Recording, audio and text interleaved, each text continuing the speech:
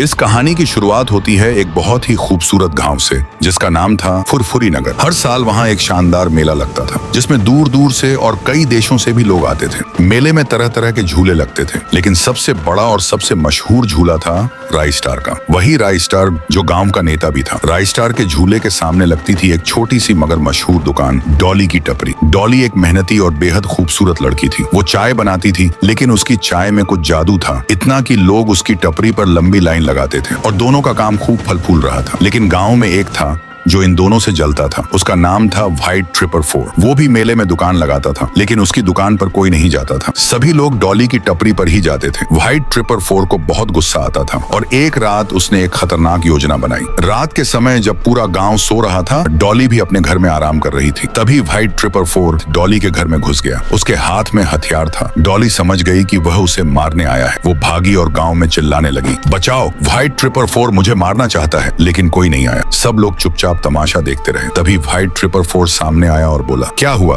अब तो राई स्टार भी नहीं है तुझे बचाने, और ये गांव वाले ये कभी किसी की मदद नहीं करते। इतना कहने के बाद व्हाइट 444 ने डॉली को मार डाला। अगली सुबह जब राई स्टार मेले में आया, उसने देखा जहां डॉली की दुकान हुआ करती थी, अब वहां व्हाइट 444 की दुकान लगी थी। वह चौंक गया। राई स्टार को कुछ अजीब सा महसूस हुआ। उसी रात एक आदमी जो अपनी पत्नी के साथ सो रहा था, उसने एक अजीब सी आवाज सुनी।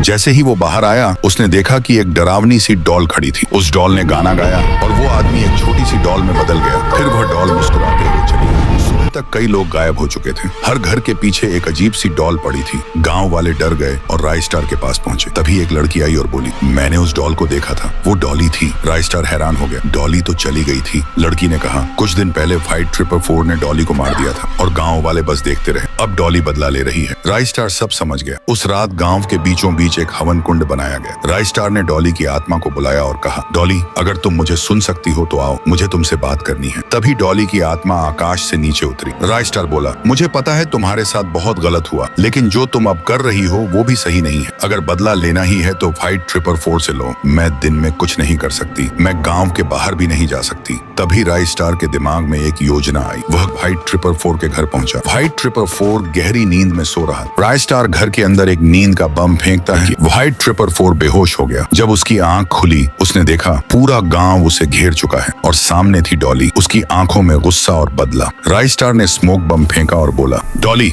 ले लो अपना बदला। धुएं के बीच डॉली ने व्हाइट 444 के टुकड़े टुकड़े कर दिए। जब धुआं छंटा, वहां सिर्फ उसकी लाश पड़ी थी। कहानी यहीं खत्म नहीं होती। व्हाइट 444 की लाश से एक तेज रोशनी निकली और उसकी लाश एक लंबी लकड़ी